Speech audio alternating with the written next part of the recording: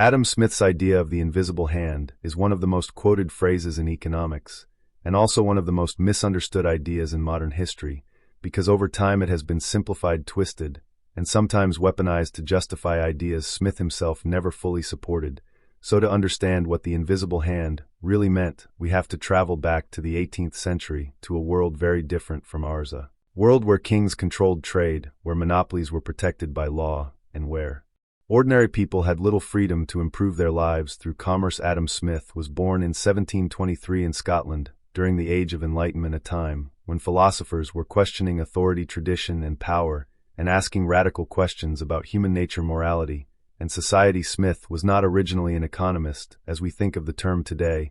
He was a moral philosopher deeply interested in how human beings behave, how they cooperate, and how societies flourish or collapse. Before he ever wrote about markets, Smith wrote a book called The Theory of Moral Sentiments, where he argued that humans are not purely selfish creatures, but are driven by sympathy, empathy, and a desire for social approval. This is crucial because many people imagine Adam Smith as a cold advocate of greed, when in reality, he believed moral feelings were the foundation of social order. When Smith later wrote The Wealth of Nations in 1776, he was responding to a dominant economic system called mercantilism, which believed that a nation's wealth was measured by how much gold and silver it possessed, and that governments should tightly control trade through tariffs, monopolies, and colonial exploitation. Smith saw this system as inefficient, unjust, and harmful to ordinary people because it enriched a small elite while limiting innovation and opportunity for the rest of society.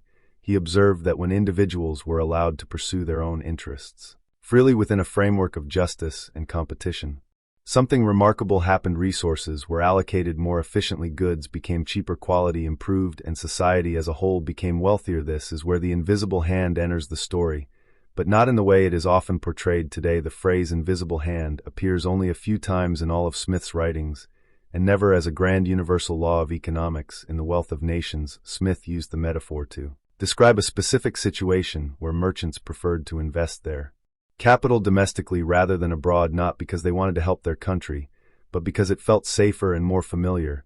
Yet by doing so they unintentionally supported domestic employment, industry, and national income. They were led by an invisible hand to promote an end which was no part of their intention.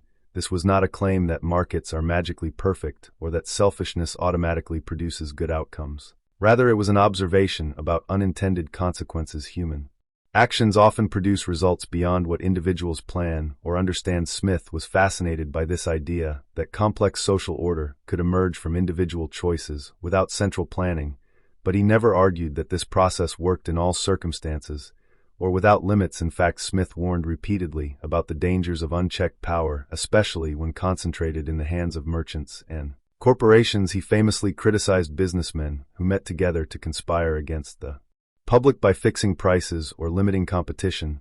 He understood that markets could be distorted by monopolies, corruption, and unequal power, and he believed the government had an essential role to play in maintaining justice, enforcing contracts, providing public goods like roads, education, and defense, and protecting society from exploitation. The modern interpretation of the invisible hand as a defense of absolute laissez-faire capitalism ignores these warnings and strips Smith's ideas of their moral context. Smith did not believe that greed was good or that profit-seeking was virtuous on its own. He believed that self-interest, when constrained by moral norms, competition, and fair rules, could lead to beneficial outcomes. But when those constraints disappeared, self-interest could easily turn destructive. Another key misunderstanding is the idea that the invisible hand means markets always know best and government intervention is always harmful. Smith never said this. He supported regulation in areas where markets failed, such as banking, education, and infrastructure, and he believed that extreme inequality was dangerous for social stability. He argued that a society cannot be flourishing and happy if the majority of its people are poor and miserable, which directly contradicts the idea that Smith was indifferent to social welfare. His vision of capitalism was not a ruthless system of survival of the fittest, but a moral system embedded within society, guided by trust, fairness, and mutual dependence. The butcher, baker, and brewer example, often quoted to explain self-interest, is also frequently misunderstood. Smith did not say we rely on their greed, but on their regard for their own interest, meaning their desire to earn a living by serving others effectively in a competitive market. The baker must provide good bread at a reasonable price, or customers will go elsewhere. Self-interest in this sense is disciplined by competition and consumer choice, not unchecked greed. The invisible hand works only when markets are open, information is relatively transparent, and no one has excessive power to manipulate outcomes. Once these conditions break down, the invisible hand no longer guides resources efficiently, and Smith was acutely aware of this. He warned against rent-seeking behavior, where individuals or firms seek wealth not by creating value,